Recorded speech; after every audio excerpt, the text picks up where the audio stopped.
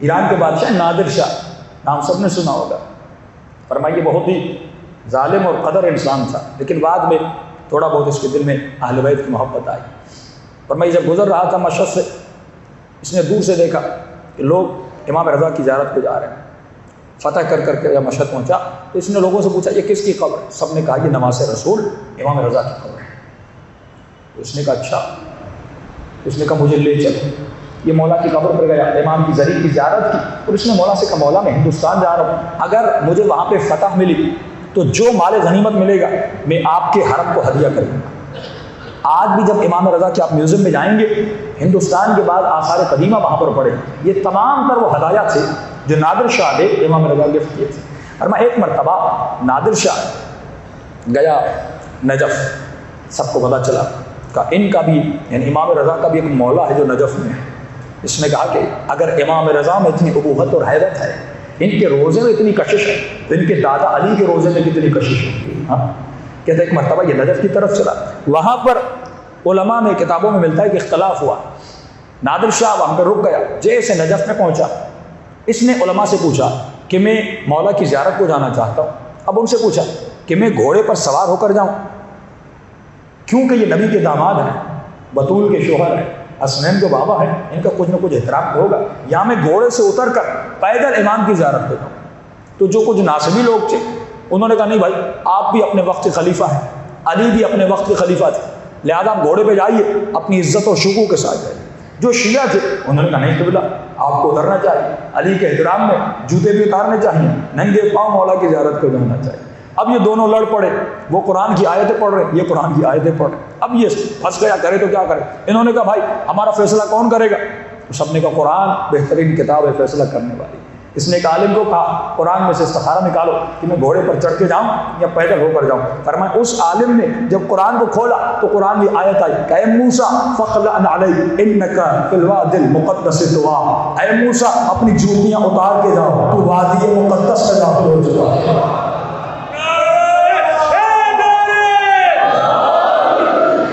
تو ایک مقدس سرزمین میں داخل ہو چکا. اس نے کہا اس سے بڑی کوئی دلیل نہیں ہے. یہ گھوڑے سے بھی اترا، اس نے جوتے بھی اتارے.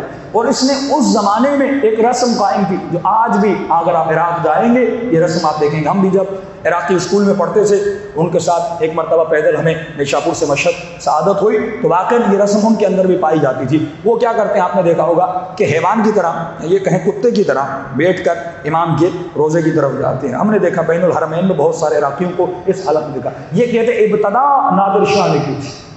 اس نے کہا اب میں پیدل نہیں جاؤں گا.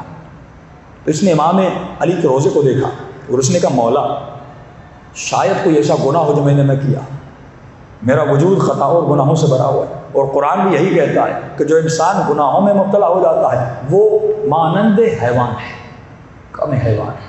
ایک مرتبہ اس نے حیوان کی طرح بیٹھا، ملتا ہے اس نے اپنی گردن میں زنجیریں باندھی، ہاتھ میں زنجیریں باندھی اور مولا کی زری کی طرف ایک حیوان کی طرح چلنے لگا اور کہنے لگا یا علی جب آپ کی زری کو چھو کر واپس آؤں آیا ہوں حیوان بن کر، مجھے انسان بنا کے پلٹا ہوں. تو اس کی اپنی معرفت تھی. پر میں اس طرح گیا، مولا کی زری کی زیارت کی. ایک مرتبہ جب واپس آنے لگا تو اس نے دیکھا مولا کے صحن میں بہت سارے لوگ بیٹھے.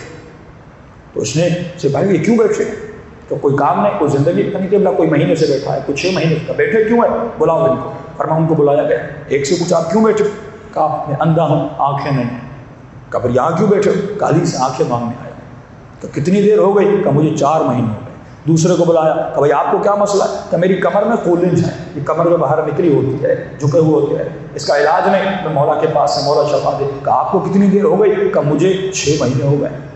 دوسرے کو بلایا، کہ بولا میری ٹانگ میں درد ہے، آپ کو کتنے دن ہو گئے؟ کہ مجھے 2 مہینے ہو گئے. یہ پوچھتا گیا. نادر شاہ کو ایک مرتبہ کہتے ہیں غصہ آیا. اس نے اپنے سپاہیوں کو کہا کہ حرم کے سارے دروازے بند کر دیں. ایک مرتبہ ان سب کو کہا، فرمایا صبح کی اذان تک میں ابھی جا رہا ہوں، صبح کی اذان کے بعد واپس آؤں گا.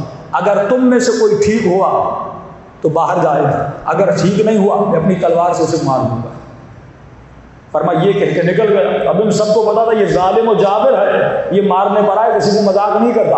اب جب ان کی موت آ پڑی ایک مرتبہ سب زار و قطار ہونے لگے.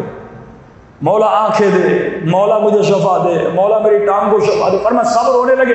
ایک مرتبہ نادر شاہ واپس آیا، صبح کی اذان کے وجہ سے واپس آیا، جس کی آنکھیں نہیں تھی اسے بلایا، کالی نے مجھے آنکھیں دے دی، جس کی ٹانگ خراب تھی کالی نے مجھے شفا دے دی، جو بیماری تھی ختم ہو گئی۔ تو نادر شاہ نے کہا اے انسانوں، کم معرفت انسانوں، علی کے دینے میں کمی نہیں تھی، تمہارے مانگنے میں کمی تھی۔ اگر مانگنے کا طریقہ تمہیں صحیح آ جائے، ہم جانتے ہیں ایک سمپلی مانگتے اور واپس آ جاتے ہیں، مولا فرماتے نہیں ایسے مانگو جیسے فقیر خیرات مانگا کرتا ہے، معرفت کی طرح انسان مانگے، ایسے دعا کیا کرے کہ مولا دعاؤں کو قبول کرتے ہیں جب وہ زباں دعا مانگے۔ واقعا جب انسان مضطرب کہ امن یجیب المضطر اذا دعا ویکشف السوء، اے خدا تو کس کی دعا سنتا ہے؟ جس کا دل مضطرب ہو جاتا ہے، جس کا دل پریشان ہو جاتا ہے، جس کا دل تلاطم میں بھرا ہوتا ہے۔ جب تک اس دل میں اضطراب پیدا نہیں ہوگا، جب تک آنکھوں سے آنسو نہیں نکلیں گے، اس لیے امام فرماتے دعا کیا کرو کہ اے خدا مجھے نماز شب میں گریے کی طاقت عطا کر۔